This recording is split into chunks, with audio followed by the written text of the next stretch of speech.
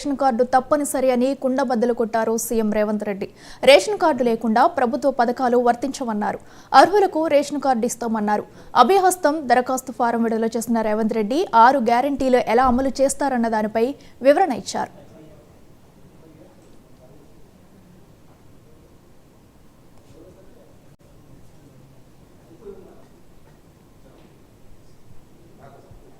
ఒకటిగా ఉన్నాయి. అదిగో ప్రజాపాలన అభయహస్తం లోగో ఆవిష్కరించారు గౌరవ ముఖ్యమంత్రి వర్యులు.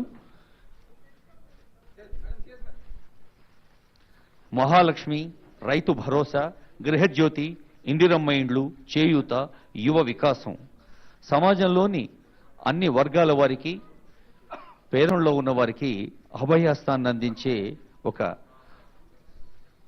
గ్రామ పంచాయతీ వార్డు స్థాయి నుంచి మరి మన హైదరాబాద్ మహానగరంలోని మారుమూల ప్రాంతాల దాకా అందరికీ అందుబాటులో ఉండే ఈ దరఖాస్తు ఫారాలు రేపటి నుండి ప్రజలందరికీ అందించబడతాయి. వేలాది మంది అధికారులు, ఉద్యోగులు, సిబ్బంది ప్రజలకు అందుబాటులో ఉండి వారు అందచేసిన వివరాల్ని మదింపు చేసి నిర్ణీత కాల వ్యవధిలో దశల వారీగా ఈ అభివృద్ధి సంక్షేమ పథకాల్ని ప్రజలకు అందించే ఒక పవిత్ర ప్రయత్నం ఇది. ప్రజాపాలన దరఖాస్తు ఫారాలు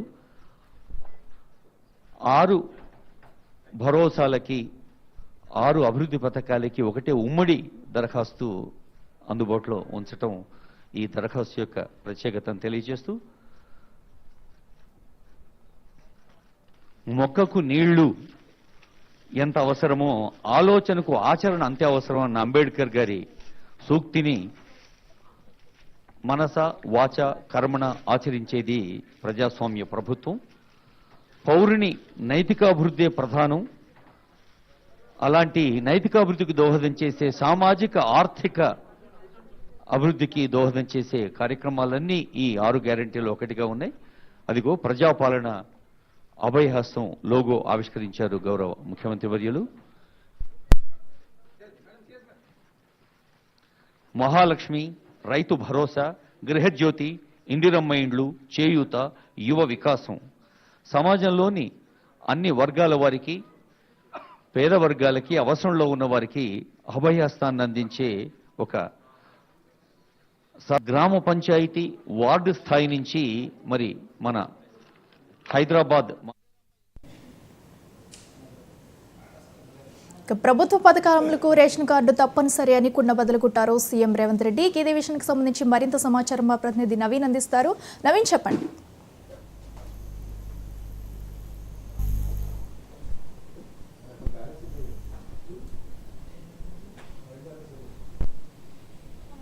చేసినటువంటి కార్యక్రమాలపై కూడా తీవ్ర స్థాయిలో విమర్శ కూడా వ్యక్తం చేయడం జరిగింది. ముఖ్యంగా గత 10 ఏళ్ల పాటు టీఆర్ఎస్ పార్టీ అధికారంలో ఉంది, కానీ చాలా వరకు తీవ్ర స్థాయిలో ఇబ్బందులు పడినటువంటి పరిస్థితి నెలకొన్నాయి గత ప్రభుత్వం అని చెప్పేసి కూడా రేవంత్ రెడ్డి కూడా చెప్పడం జరిగింది. ఏదైతే కాంగ్రెస్ పార్టీ ఇచ్చినటువంటి 6 గ్యారంటీలకు సంబంధించి ఆ స్కీమ్ ని ఖచ్చితంగా ఇంప్లిమెంట్ చేస్తామో అవన్నీ కూడా ప్రజల ముందుకి మేము తీసుకెళ్తామని చెప్పేసి ఎన్నికల సమయంలో చెప్పాం. కాబట్టి దాని ప్రకారంగానే ఈ యొక్క మాట కూడా ఇస్తున్నామని చెప్పేసి కూడా రేవంత్ రెడ్డి చెప్పడం జరిగింది. ఈ నేపథ్యంలోనే దీనికి సంబంధించినటువంటి దరఖాస్తు సంబంధించినటువంటి ఫామ్స్ కూడా కొద్దిసేపటి క్రితమే సచివాలయంలో ఇటు రేవంత్ రెడ్డితో పాటు డిప్యూటీ సీఎంతో పాటు ఇటు ఇతర మంత్రులు కూడా ఈ యొక్క కార్యక్రమాలు కూడా పాల్గొనడం జరిగింది.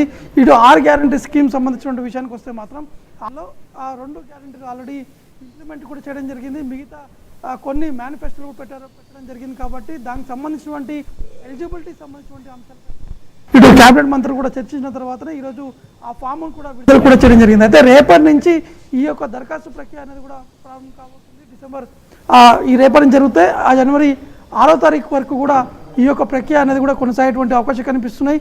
ప్రజల పాలన అంటే ప్రజల వద్దకే అధికారులు కూడా వచ్చేటువంటి అవకాశం ఉన్నాయి. కాబట్టి గ్రామ సభలో మీకు ఉన్నటువంటి సమస్యలు కావచ్చు, ఎవరైతే ఎలిజిబిలిటీ ఉన్నటువంటి వారందరూ కూడా ఇంకొక దరఖాస్తు కూడా చేసుకోవచ్చు అని చెప్పేసి కూడా సీఎం రేవంత్ రెడ్డి కూడా చెప్పినటువంటి పరిస్థితి నెలకొంది. కాబట్టి ఇటు 6 గ్యారంటీకి సంబంధించినటువంటి స్కీమ్ ఎలిజిబిలిటీ సంబంధించినటువంటి విషయానికి వస్తే మాత్రం తెల్ల రేషన్ కార్డు ఉన్నటువంటి వారికి మాత్రమే ఈ యొక్క ఎలిజిబిలిటీ అనేది కూడా చెప్పడం జరిగింది.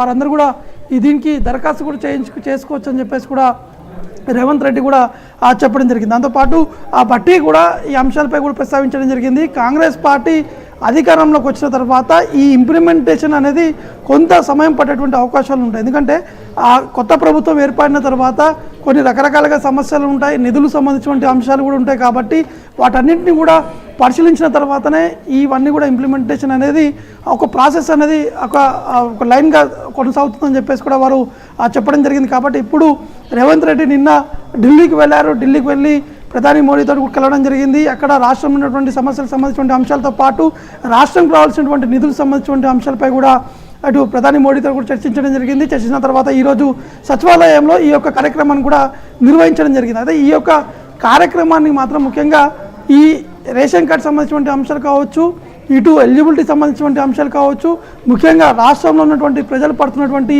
ఇబ్బందులు. ఎందుకంటే మొన్నటి వరకు ప్రగతి భవన్కి ఎవరు కూడా ఎంట్రీ చేయలేదు. కానీ ఈసారి కాంగ్రెస్ పార్టీ అధికారంలోకి వచ్చిన తర్వాత ప్రజావాణిని కూడా ఏర్పాటు చేశాము. దాని ద్వారా అనేక సమస్యలు కూడా బయటికి కూడా వస్తున్నాయి.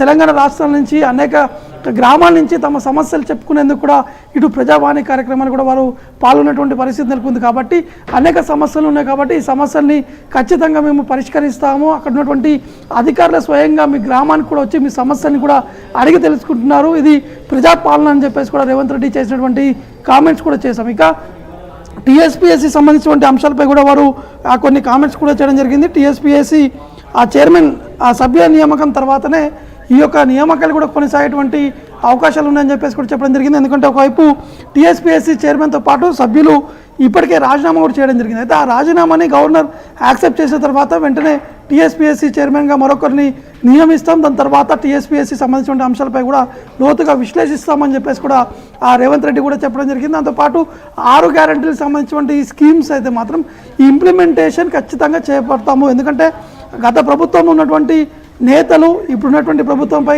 రీసెంట్గా ఆ శ్వేతపత్రం ద్వారా కొన్ని విమర్శలు కూడా చేయడం జరిగింది. అవన్నీ కూడా తప్పని చెప్పేసి కాంగ్రెస్ పై కూడా బురద జల్లేటువంటి ప్రయత్నాలు చేస్తున్నారు. కానీ వాస్తవాలన్నీ కూడా ప్రజలందరూ కూడా గమనిస్తున్నారు. ప్రజలకు తెలుసు కాంగ్రెస్ పార్టీ గతంలో ఉన్నటువంటి అంటే ఈ 2014 కంటే ముందు కాంగ్రెస్ పార్టీ ఏ విధంగా ఉండి కాంగ్రెస్ పార్టీ చేసినటువంటి ఆ కార్యక్రమాలని చూసి ప్రజలు ఇప్పటికే ఆ కాంగ్రెస్ పార్టీ వైపు చూశారు. కాబట్టి కాంగ్రెస్ పార్టీ అధికారంలో కూడా వచ్చిందని చెప్పేసి కూడా వారు భావిస్తున్నామని చెప్పేసి కూడా ఇటు ఆ మంత్రులు కూడా చెప్పడం జరిగింది. కాబట్టి ఈరోజు నుంచి ఈరోజు ఏదైతే ఈ ఫామ్స్ దరఖాస్తు సంబంధించినటువంటి ఆ కార్యక్రమం కూడా కొంతసేపటి క్రితం ముగిసింది. రేపు ఉదయం నుంచే ప్రజల పాలన కూడా కొనసాగేటువంటి అవకాశాలు ఉన్నాయి. అధికారులందరూ కూడా ఏ సమస్య ఉన్నా కానీ ఇటు 6 గ్యారంటీల స్కీమ్ సంబంధించినటువంటి లబ్ధిదారులందరూ కూడా తాము ఈ యొక్క దరఖాస్తు ద్వారా వారు ప్రతి ఒక్కటి కూడా అంటే దరఖాస్తు చేసుకున్న తర్వాతనే అధికారులు దాన్ని పరిశీలించిన తర్వాతనే వచ్చే నెల నుంచి ఈ యొక్క ఇంప్లిమెంటేషన్ కూడా ఫుల్ ఫ్లెజ్గా అయ్యేటువంటి అవకాశాలు ఉన్నాయని చెప్పేసి కూడా రేవంత్ రెడ్డి చెప్పడం జరిగింది. ఓకే నవీన్, అయితే ప్రధానంగా ఈ 6 గ్యారెంటీలు పొందాలంటే కూడా రేషన్ కార్డు ముఖ్యంగా ఉండాలంటున్నారు. మరి రేషన్ కార్డు పొందాలన్నా కూడా దానికి అర్హత కలిగిన వారికి రేషన్ కార్డు ఇస్తామంటూ కూడా ఇప్పుడు సీఎం అయితే చెప్పడం జరిగింది. సో ముఖ్యంగా రేషన్ కార్డు పొందాలంటే ఎలాంటి అర్హతలు ఉండాలంటారు?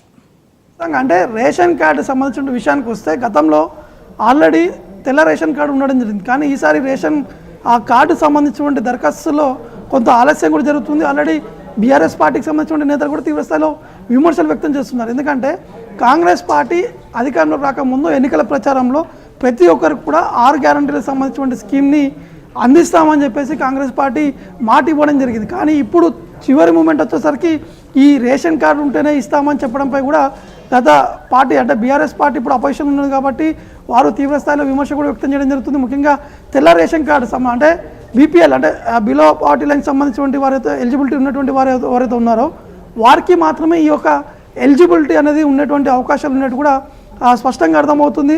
దీనికి సంబంధించినటువంటి ప్రాసెస్ కూడా ఆల్రెడీ కలెక్టర్లతో కూడా ముఖ్యమంత్రి రేవంత్ రెడ్డి ఈ యొక్క కాన్ఫరెన్స్ కూడా నిర్వహించడం జరిగింది. అక్కడ ఉన్నటువంటి ఎలిజిబిలిటీ ఏ విధంగా తీసుకోవాలి, ఎక్కడ దానికి సంబంధించిన రూల్స్ కూడా పాటించాలనే అంశాలపై కూడా ఇటు రేవంత్ రెడ్డి కలెక్టర్లతో కూడా ఒక సమీక్ష కూడా నిర్వహించడం జరిగింది. కాబట్టి కలెక్టర్ అక్కడ ఉన్నటువంటి ఎంఆర్ఓలతో కూడా మాట్లాడారు. అక్కడ ఉన్నటువంటి ఎలిజిబిలిటీ ఉన్నటువంటి వారు అంటే తెల్ల రేషన్ కార్డు ఎవరైతే అర్హులైతే ఉంటారో వారికి మాత్రమే ఇవి అందించాలని చెప్పేసి ప్రభుత్వం కూడా నిర్ణయం తీసుకున్నటువంటి నేపథ్యంలో దీనికి సంబంధించినటువంటి టర్మ్స్ అండ్ కండిషన్స్ కూడా మరి అంటే రేపు లేదా ఎల్లుండి మాత్రమే రాష్ట్ర ప్రభుత్వం కూడా ప్రకటించేటువంటి అవకాశం మాత్రం కనిపిస్తున్నాయి. Right Naveen, thank you.